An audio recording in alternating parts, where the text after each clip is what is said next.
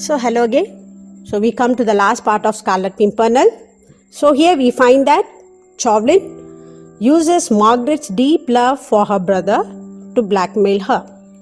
And after he discovers that Armand is in league with the Scarlet Pimpernel and a traitor to France, convinces her to help him identify the Scarlet Pimpernel in exchange for Armand's life. Why? Because he had supported Scarlet Pimpernel. Okay, that means he is against France. So he would be considered as traitor. As a result, he would be put into the guillotine. So, in order to save her brother, Margaret had no other choice. She had to help Chauvelin. But you know that later, okay, next morning, you can see that Percy had left early to Paris, and she surveys the library of Percy, and she's shocked because she finds the room filled with maps and books, and she understands that this room cannot belong to a man who is fool and dull-headed. It must be a room of somebody who is very intelligent and prudent. He has some big plan. So now she realizes that all these days Percy was making a pose. Okay, he was giving an impression as if he was a fool, but he is the most intelligent person over not only in England but even in France, okay, Paris. Now, what does Margaret do? Margaret soon realizes that her husband, Sir Percy, is the Scarlet Pimpernel, and now his life is in danger. So, she risks her own life and travels all the way to France to try to save him.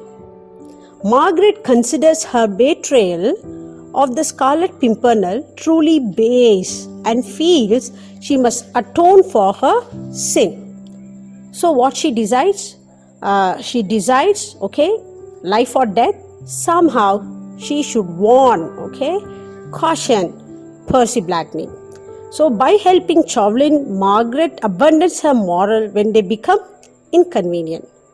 And now she would like to go to Paris. Hence, she persuades Sir Andrew Fawkes, he is one of the League member, to accompany her. But because of the tide and the weather, neither they nor Chauvelin can leave immediately. Now, somehow they reach Paris and they get into the inn at Calais, okay, at Paris. And this is the place where generally Percy Blakeney used to stay, okay. So, and here you can see that this inn is quite different from the Fisherman's Rest, which is beautifully furnished, okay. The innkeeper is a man of knowledge, okay, and people have a decorum, a mannerism, right, and charm, which is not here. Here the place is very dirty.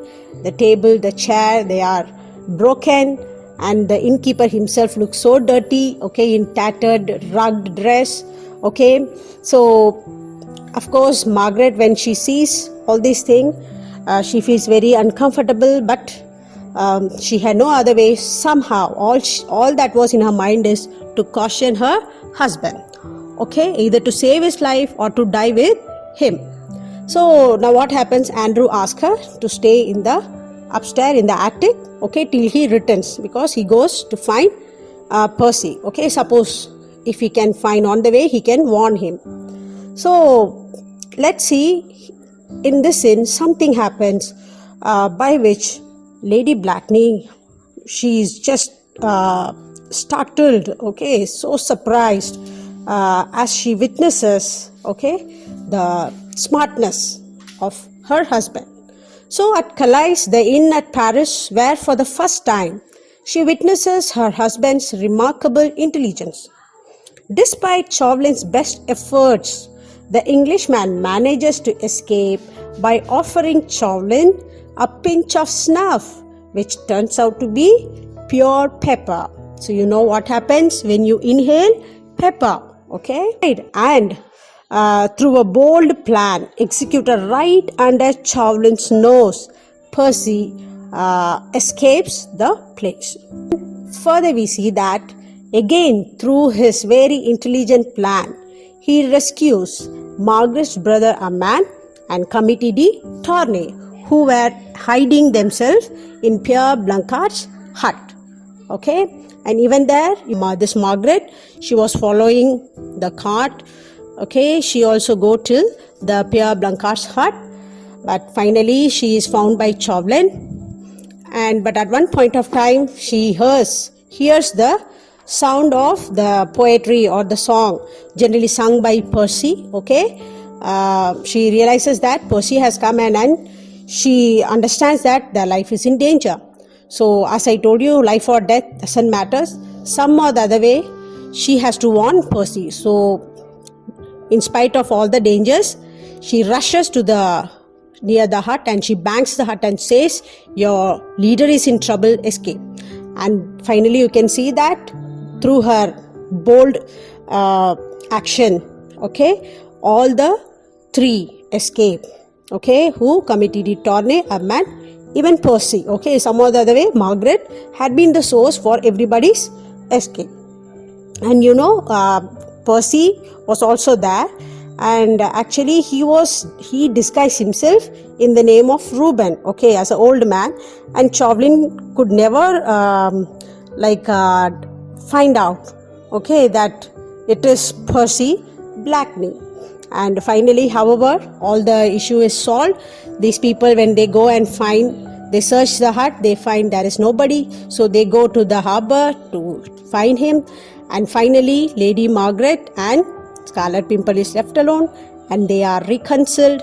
They are united now. They forgive each other, and Percy, he apologizes for not trusting Margaret, and in turn, Margaret apologizes for delaying in revealing the truth about Saint Cyr.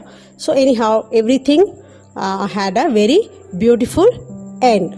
So with Margaret's love and courage amply proved, Percy's adoration is rekindled. Now they are safely back on board their schooner, the Daydream. Thus, the happily reconciled couple returns to England, and after returning to England, Sir Andrew marries the Count's daughter, Suzanne. So, this how the story comes to an end. So the story ends with happy reunion of the families. Okay, and it speaks volumes about the braverism of Percy Blakeney, and above all, it speaks about loyalty. Okay, so this is the end of the story. Thank you.